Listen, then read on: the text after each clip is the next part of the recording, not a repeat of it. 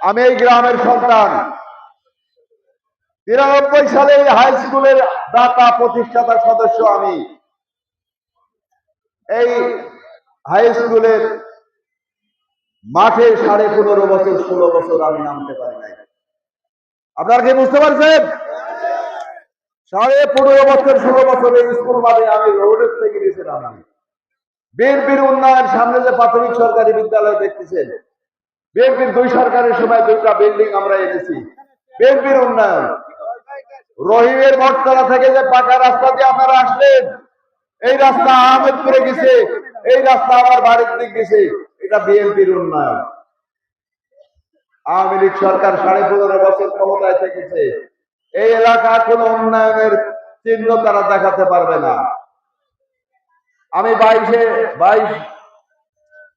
22 সালের 29শে December union পরিষদের chairman নির্বাচনে আপনারা আমাকে চেয়ারম্যান নির্বাচিত করেছেন। আমি এই পুনে 3 বছরে এমন কোন গ্রাম জোয়ার ইউনিয়নে নাই যে উন্নয়নের ছোঁয়া বিএনপির চেয়ারম্যান হিসেবে সেই গ্রামে পড়ে। আমি কথা দিচ্ছি, সত্য কথা বলছি।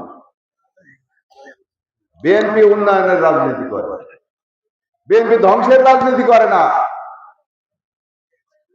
সেই কারণে আপনাদেরকে বলবো, অনেক বক্তার মুখে যে কথাটা আছে যে আমাদের ভিতরে লবিং গ্রুপিং থাকতেই পারে, রাজনীতিতে প্রতিযোগিতা থাকতে পারে, প্রতিদ্বন্দ্বিতা থাকতে পারে, কিন্তু প্রতিহিংসার রাজনীতিতে চলবে না। জোয়ার ইউনিয়ন বিএনপি যদি প্রতিহিংসার রাজনীতি কেউ করে থাকে, আগামী দিনে তাদের কোনো পদ পদবি থাকবে না, কোনো পদ পদবি থাকবে না যদি প্রতিহিংসার রাজনীতি কেউ করে থাকে। তাই বলছি, আমাদের ভিতরে বিভেদ ভুলে যায়, ঐক্যমতে আমাদের প্রার্থী আজিজ ভাই, জিয়াউর রহমানের প্রার্থী, বেগম খালেদা জিয়ার প্রার্থী, আগামী দিনের রাষ্ট্রনায়ক তারেক রহমানের প্রার্থী, বড়াইগ্রাম গুরদাসপুরের প্রার্থী, ধানের শীষের প্রার্থী। ধানের শীষ 15.5 বছর বিএনপির লোক বাড়ি ছুঁতে পারেননি, ঘুম পাড়তে পারেননি। 17টা মামলা আমার নামে, একটা মামলায় কালো আইনে লাইফ সাজা হয়েছিল, বুঝেন, যাবজ্জীবন সাজা। বিএনপি ক্ষমতা আসার পরে দলীয় মামলা হিসেবে খারিজ হয়েছে, বহু মামলা হাইকোর্ট থেকে জামিন নিতে হয়েছে। এরকম বহু নেতা কর্মী এই ইউনিয়নে বা থানায় তারা বাড়ি ছুটে পারে নাই। যদি মনে করেন একতাবদ্ধ হবেন না, আরো 15 বছর তাহলে লেফট রাইট করতে হতে পারে।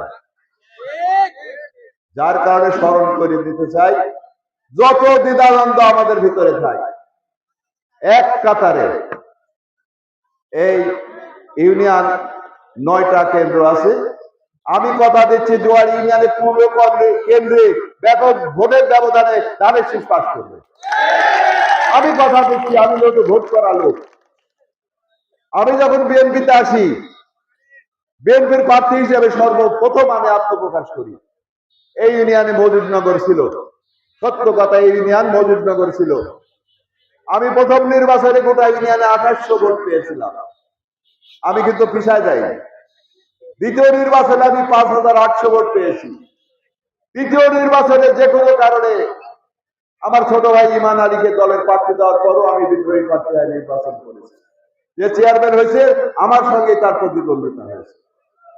গত নির্বাচনে আমি চেয়ারম্যান আগের নির্বাচনে আমি চেয়ারম্যান হওয়ার পরও অল্প ভোটে আমার চেয়ারম্যান হতে দেওয়া হয় নাই। গত নির্বাচনে আওয়ামী লীগের এই দুঃশাসনের নির্বাচনের ভিতরও 2051 ভোট অতিরিক্ত ঘোষণা দেওয়া হয়েছে, তার ব্যবধানে আমি চেয়ারম্যান হয়েছি।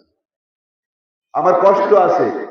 জোয়ার ইউনিয়নে আমার খন্দকার আব্দুল আজিজ ভাই মারা গেছে, এই ইউনিয়নের প্রতিষ্ঠাতা সভাপতি। খন্দকার আব্দুল মান্নান সভাপতি ছিলেন, উনি আমার বড় ভাই, উনি মারা গেছে। কাশেম পাটারি মারা গেছে। এরকম বহু নেতা কর্মী আমার ইউনিয়নে মারা গেছে। ওনারা আমার দলে নিয়ে গেছিল, নিয়ে যাওয়ার পরে আমাকে এই দায়িত্ব ওনারা অর্পণ করে।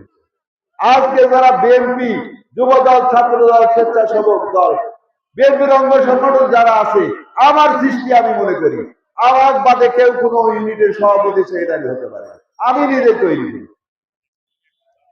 যার কারণে বলতে চাই, রাজনীতিতে প্রতিযোগিতা থাকে, প্রতিদ্বন্দ্বিতা থাকবে, কিন্তু প্রতিহিংসা থাকবে না। আর আমি আজিজ ভাইয়ের কাছে একটা সবিনয় অনুরোধ করব, আপনি যেহেতু জেলা বিএনপির 1 নম্বর যুগ্ম আহ্বায়ক, আপনি ধানের শীষের প্রার্থী, আপনি জেলার সাথে কথা বলেন, বড়াইগ্রাম থানা বিএনপির আহ্বায়ক কমিটি দিলে দলে কোনো গন্ডগোল থাকবে না, তখন বাধ্যতামূলক দলের নেতার নেতৃত্ব মেনে রাজনীতি করতে হবে। আমি অনুরোধ করবো আপনাকে, আপনি জেলার সাথে কথা বলে শর্ট টাইমে আপনি বড়াইগ্রাম থানার আহ্বায়ক কমিটিটা দেওয়ার চেষ্টা করবেন।